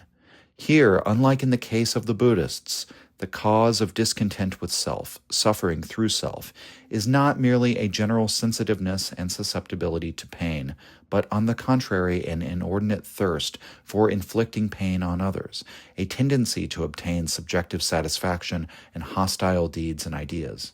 Christianity had to embrace barbaric concepts and valuations in order to obtain mastery over barbarians. Of such sort, for example, are the sacrifices of the firstborn, the drinking of blood as a sacrament, the disdain of the intellect and of culture, torture in all its forms, whether bodily or not, the whole pomp of the cult. Buddhism is a religion for peoples in a further state of development, for races that have become kind, gentle, and over-spiritualized. Europe is not yet ripe for it. It is a summons that takes them back to peace and cheerfulness, to a careful rationing of the spirit, to a certain hardening of the body. Christianity aims at mastering beasts of prey. Its modus operandi is to make them ill. To make feeble is the Christian recipe for taming, for, quote, civilizing. Buddhism is a religion for the closing, over-wearied stages of civilization. Christianity appears before civilization has so much as begun. It founds civilization, if need be. End quote. So, the story about Christianity's revaluation of values that Nietzsche spins out in the genealogy, for example, is that of this religion of resentment taking hold first in the downtrodden and then reaching out and infecting these barbarian peoples who are still inwardly savage, who still have the capacity for cruelty. But here we're interested in the comparison to Buddhism, and we could draw a rather dark interpretation of Buddhism out from this contrast. Nietzsche speaks of Christianity infecting people, but we can't really imagine Buddhism infecting, given the way that Nietzsche has described it. He also says it's the religion of an exhausted people, but it is the fate of all civilizations to rise, flourish, and then decline and fall. And so we might say Buddhism is really just a practical solution that prepares the noble spirits within a dying civilization for their death. It allows them to make peace with death. They're able to die without suffering from their own death, right? We might say there's the suffering, like just the physical pain or the physical death, and then there's the mental suffering, which is the real thing we're concerned with. That's caused by the fear or just the intellectual understanding, the consciousness of what's happening. And Buddhism prepares you to be able to transcend that mental suffering. You're able to die without suffering from your own death. You're able to die without suffering from any deprivations or tortures that you may have to endure. Because remember, in Buddhism, the buck stops with you. It's not important that you convert other souls to the Buddhist ideas. You don't have to convert the barbarians at the gates, right? Surely you'd share the religion with them out of your Buddhist compassion if you could, but ultimately, this is a religion of self-redemption. There's not that same feverish exacerbation of the Christian sensitivity, I have to proselytize this to everyone. In Nietzsche's language, we could just see Buddhism as a way of the noble to prepare himself to die well. As an analogy, we may again look to Epicurus. This is later in the Antichrist. Nietzsche writes, quote, "One has but to read Lucretius to know what Epicurus made war upon, not paganism, but Christianity, which is to say the corruption of souls by means of the concepts of guilt, punishment, and immortality. He combated the subterranean cults, the whole of latent Christianity. To deny immortality was already a form of genuine salvation. Epicurus had triumphed, and every respectable intellect in Rome was Epicurean.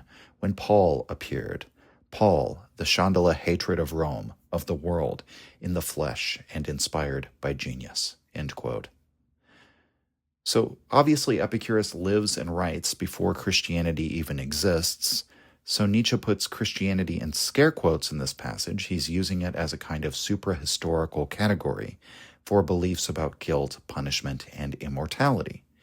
Epicurus, as a materialist philosopher who thinks that death is the end, triumphs over these cults, these examples of latent Christianity, insofar as the Roman aristocracy becomes overwhelmingly Epicurean. And it's in this climate that the anti-worldly revaluation of Christianity comes into being, which is a tragic shame. This is not a religion of passively accepting one's fate, but rather a kind of fanaticism. Again, a stoking of the hypersensitivity, and thus a completely different set of tendencies, psychological tendencies, towards evangelism, towards dualistic interpretations of the world, interpreting the world as a battle between good and evil, towards torturous interiority and guilt, and so on.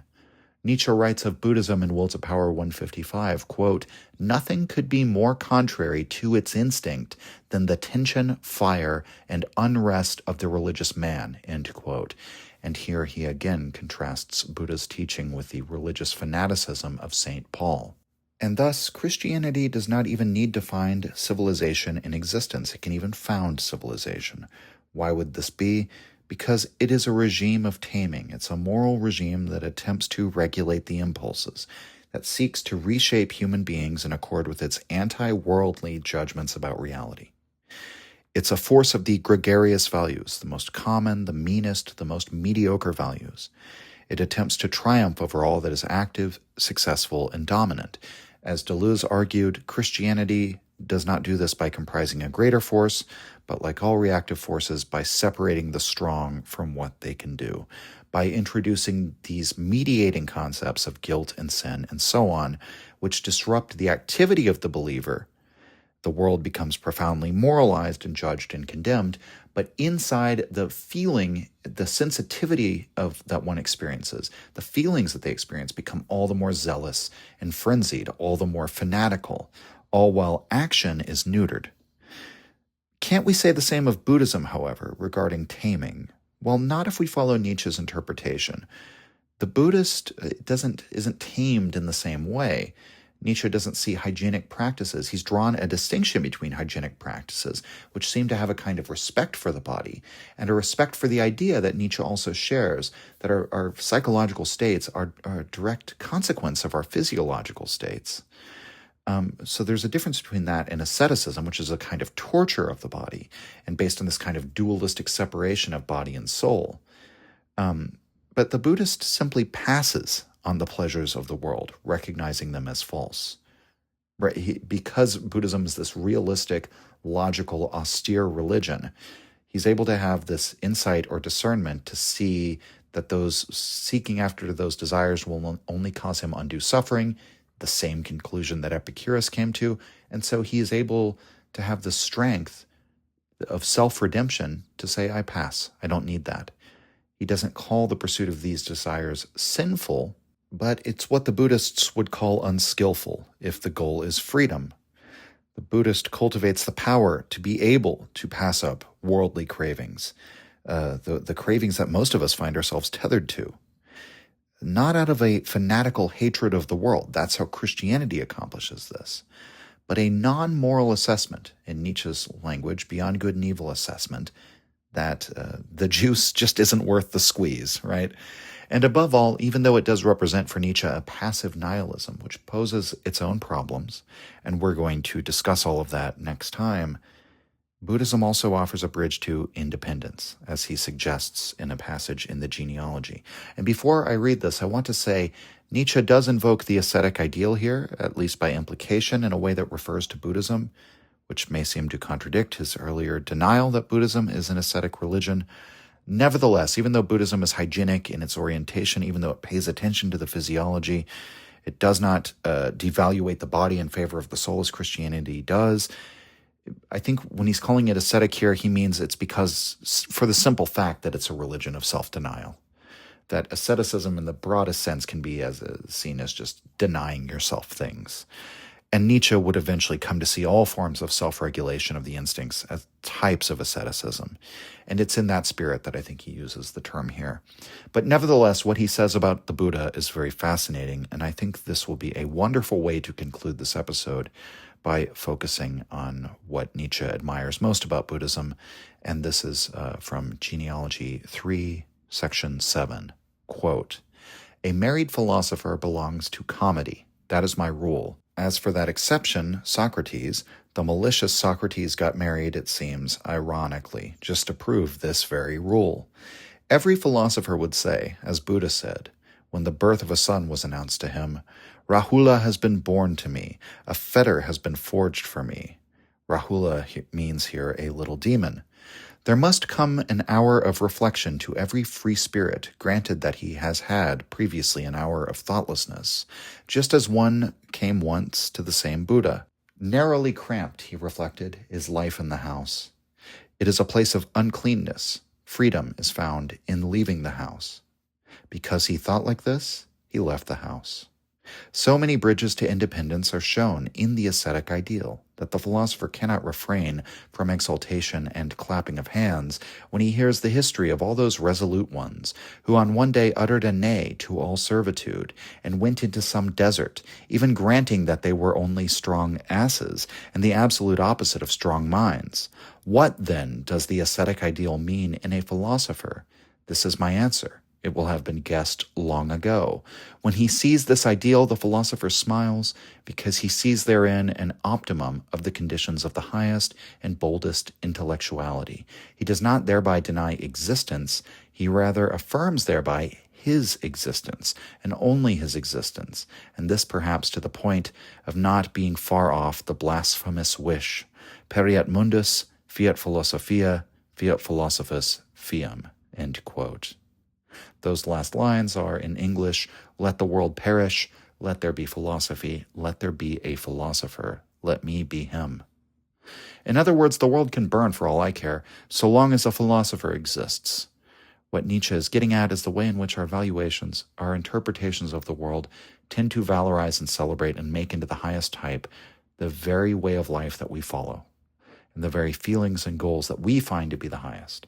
The relation to Buddhism is that Nietzsche sees much of the ascetic ideal in the philosopher, insofar as those who founded these religions of self-denial show a bridge to independence. They go off into the desert, they depart into solitude, or as Buddha did, they leave home. In fact, the phrase leaving home is used in Buddhist monastic life. The monks are those who have left home. They are now without a home. They're not householders. They're not people who are trying to anchor themselves to the world, build their own little palace, their own little walled garden. They want to be out in the rain, out in the elements, experiencing a dependent origination for what it is in all its unsatisfactoriness. The Buddha famously named his wife and child as fetters, as bindings, chains, tying him to this world. And he left all of that behind in search of freedom. The philosopher ultimately takes after the model of the Buddha in that way. The philosopher follows in the Buddha's footsteps in that the philosopher seeks independence. He seeks sovereignty over himself. He wishes to know for himself, as Sariputra did, not to take anything on faith. The philosopher wants a direct apprehension of reality, such that he can make his own determinations, his own judgment.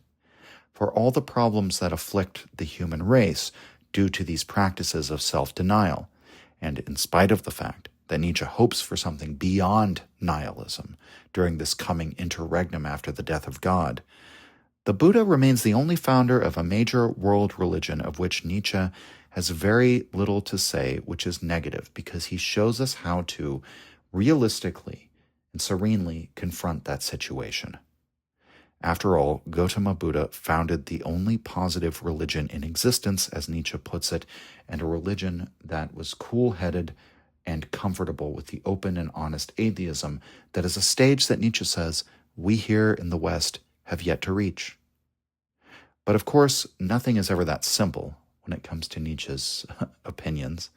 And so next time we're going to talk about the problem of nihilism as it comes through in Buddhism, as well as the ways in which Buddhism profoundly differs from Nietzsche's epistemological claims about causality, about the relation of humanity to the rest of nature, and much more. I hope you'll join me then. Until next time, work out your own salvation with diligence. Amor Fati.